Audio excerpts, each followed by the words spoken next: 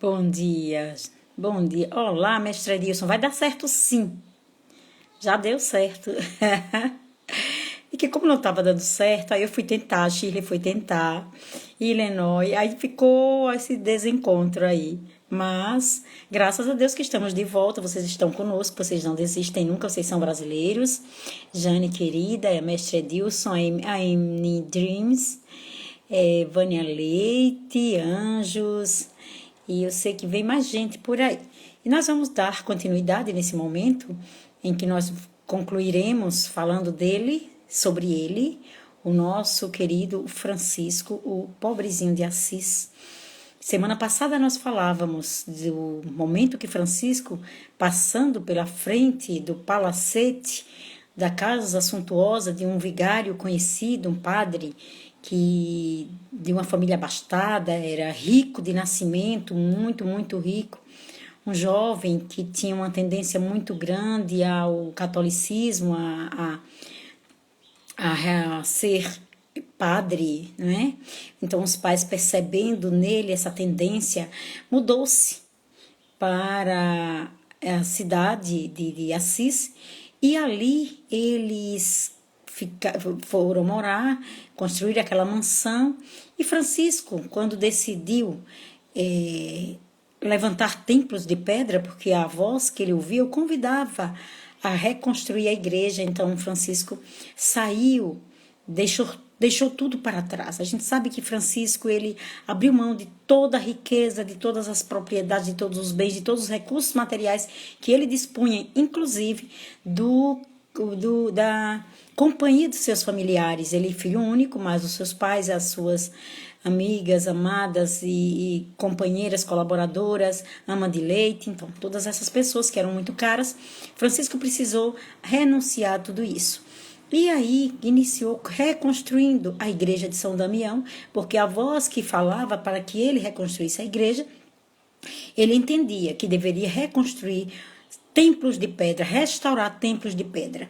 E então ele, passando pela frente da mansão suntuosa desse vigário, ele chamou e pediu aquelas pedras belíssimas que estavam sobrando da construção.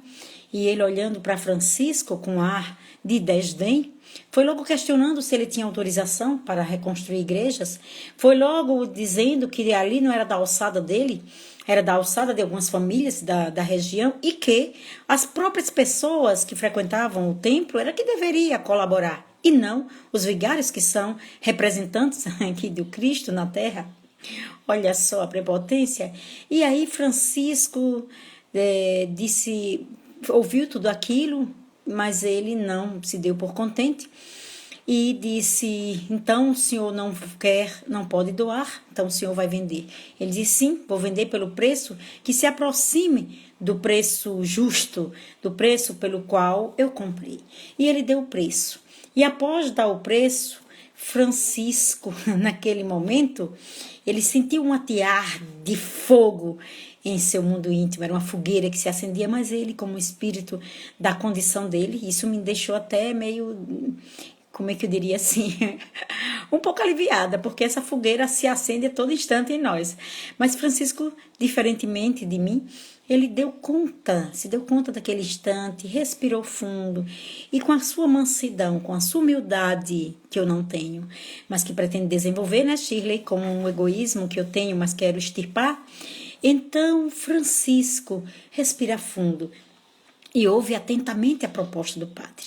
Em seguida, Francisco compra as pedras e as leva para reconstruir a igreja de São Damião.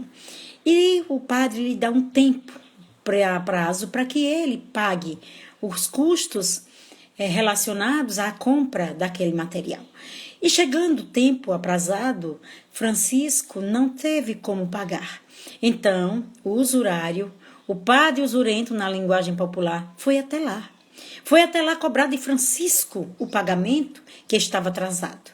E Francisco tomou um susto, porque ele chegou com muita arrogância, chegou com xingamentos, com muitos impropérios. Francisco ouviu tudo aquilo humildemente, calado, até que chegou o momento em que Francisco decidiu falar. Francisco foi tomado por uma força diferente, que tomou a sua voz, que o tomou por inteiro. E Francisco olha para ele e fala ao seu coração, dizendo: Padre, eu encontrei o Senhor e acreditava ter encontrado um vigário do Cristo. Por isso que eu fiz a proposta de comprar, melhor dizendo, de que o Senhor me doasse as pedras, já que o Senhor não me doou, eu as comprei. No entanto, não foi possível pagar. E sendo o Senhor um vigário do Cristo, eu esperava que o Senhor tivesse a paciência, para que no momento em que eu dispusesse dos recursos, eu lhe restituísse o que devo.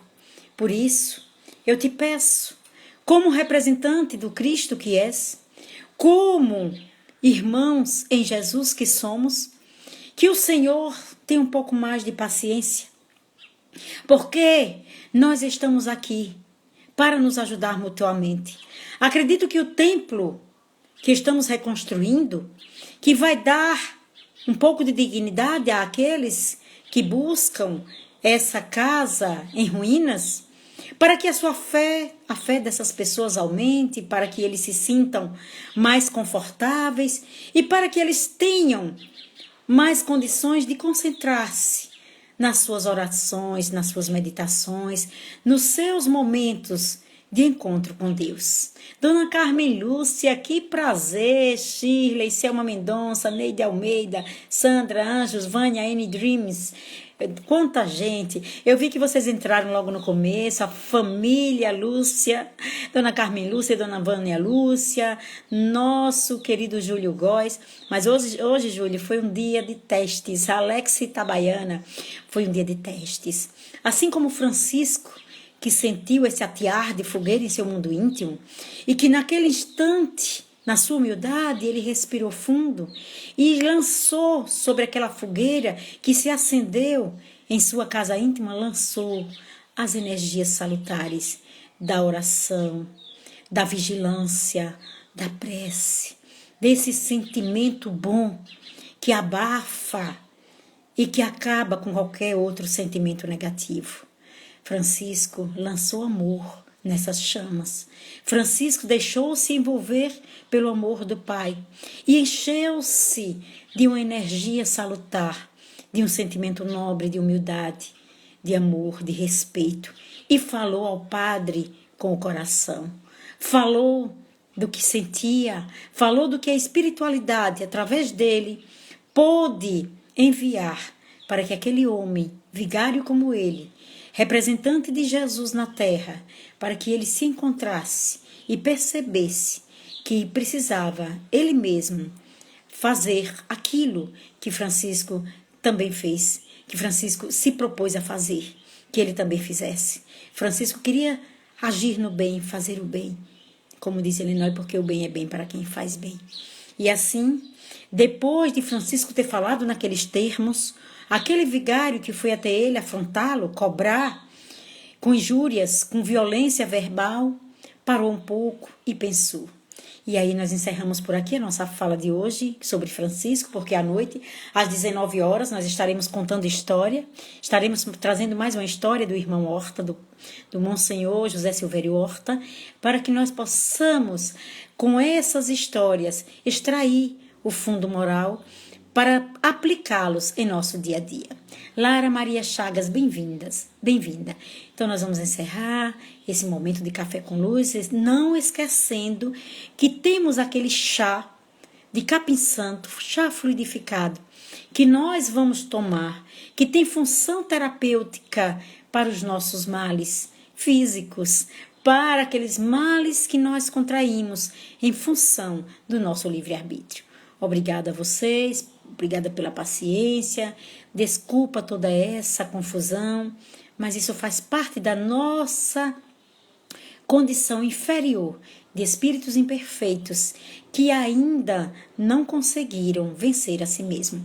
Neida Almeida está dizendo que Lara é a neta dela. Que coisa linda! Ô, Larinha, bem-vinda, meu anjo. Venha sempre, viu? Pra gente bater esse papo gostoso.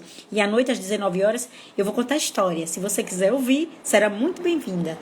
Paz em seus corações, luz em seus caminhos e muito amor para cada amanhecer.